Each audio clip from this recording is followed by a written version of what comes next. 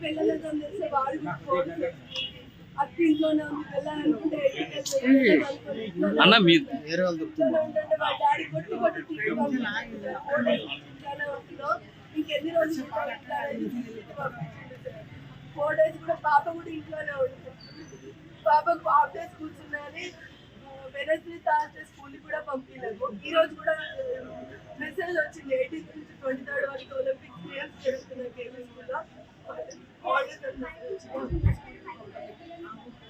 బాబు కొట్టంగా ఏడ్చిపోయిండు, తినలేదు అనేది మేము పాపని బాక్స్ కూడా కట్టి స్నానం చేసుకొని బయటకు వచ్చినట్టు బయటకు వస్తే సరిగ్గా స్నానం చేయలేము. మేము పోయి తిడితే మళ్ళీ వెళ్ళి స్నానం చేసుకుంటాం. సహస్రాలైనటువంటి అమ్మాయిని సుమారుగా 4వ ఫ్లోర్లో ఉన్నటువంటి పెంట్ హౌస్లో వెళ్ళి ఆ అమ్మాయిని ఘోరంగా చంపడం అనేది నిజంగా బాధాకరం. ఎందుకంటే తల్లిని కూడా చూస్తూ ఉన్నాం, తల్లి ఆవేదన చూస్తూ ఉన్నాం. నేను గవర్నమెంట్ కూడా అప్పీల్ చేస్తూ ఉన్నా, ఇదే కాదు పట్టాపగలు మియాపూర్లో పట్టాపగలు దొంగతనం జరగడం ఈ మధ్యలోనే. నిన్నాక మొన్న హౌసింగ్ బోర్డులో తల్వార్లు పట్టుకొని కత్తులు పట్టుకొని ఇంటి మీద దాడి చేస్తే కూడా పట్టించుకునే పాపానం లేదు. నేను మార్నింగ్ హౌసింగ్ బోర్డు ఇన్స్పెక్టర్ చెప్పాను, తల్వార్లు పట్టుకొని తిరుగుతూ ఉన్నారు, 5 మంది వచ్చి దాడి చేసి వాళ్ళు ఇంటికి వచ్చారని చెప్పి మార్నింగ్ ఇలా ఫోన్ చేశాను. ఇవాళ చూసి ఒక తల్లి ఆవేదన చూస్తూ ఉంటుంటే నిజంగా మా అందరు కూడా బిడ్డలు ఉన్నారు, మనమరాలు ఉన్నారు. ఎవరు వాళ్ళకు శత్రుత్వం లేదన్నప్పుడు కూడా అంత ఘోరంగా చంపడం అనేది, అది కూడా 4వ మంది మెట్లెక్కి ఆడపిల్లలను చంపడం అనేది దురదృష్టకర విషయం, బాధాకర విషయం. పోలీస్ అధికారులు దీని మీద సీరియస్ తీసుకోవాలి. ఇప్పటికే హైదరాబాద్ నగరంలో జరుగుతున్నటువంటి దొంగతనాలు కానీ, దోపిడీలు కానీ, మటన్లు కానీ విపరీతంగా పెరిగిపోతూ ఉన్నాయి. దీన్ని తగ్గించమని కోరుతా ఉన్నాం.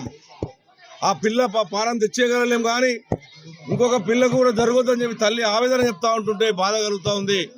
పోలీస్ అధికారులు ఆలోచన చేసుకోవాలి. ఇప్పటికైనా law and order, Hyderabad law and ఆర్డర్ని సక్రమంగా పరిస్థితి చేసుకోండి. డీసీపీ గారు, మీరు రోజు టెలికాన్ఫరెన్స్ కాదు, పట్ట పగల ఈరోజు గంజాయి తాగుకుంటా, గుట్కా తాగుకుంటా డ్రగ్స్ ఎరుగుతూ ఉంది.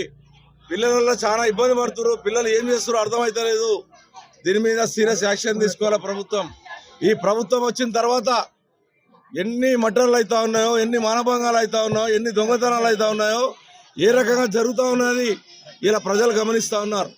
గతంలో కేసీఆర్ ప్రభుత్వం ఉన్నప్పుడు ఒక్క ఘటన కనీసం హైదరాబాద్ లా అండ్ ఆర్డర్ ఏ రకంగా కాపాడాం, మరి ఇప్పుడు ఎందుకు జరుగుతూ ఉంది? అదే పోలీసు వాళ్ళు ఉన్నారు, అదే అందరు ఉన్నారు, మరి ఎందుకు జరుగుతూ ఉంది ఒకసారి ఆలోచన చేసుకోవాలి పోలీసు అధికారులు.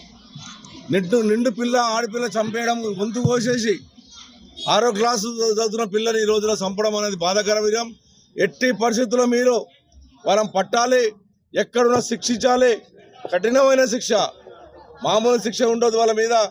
మీరు ఏదో సెక్షన్లు పెట్టి 2 నెలలు వాళ్ళ మంచిగా జైల్లో పెట్టి అన్నం పెట్టి మళ్ళీ వదిలితే ఏ రకంగా ఉంటాయి? ఈ పిల్లకి ఏ రకంగా భయంకరంగా పరిస్థితి చేశారో ఆ రకంగా మీరు కూడా చేయాలని డిమాండ్ చేస్తూ ఉన్నాను. తొందరలో ఆ పిల్లకి న్యాయం చేయ విధంగా చర్య చేయాలి, లేకపోతే మేమందరం కూడా దీని మీద పెద్ద ఎత్తున ఉద్యమం చేస్తామని తెలియజేస్తాం.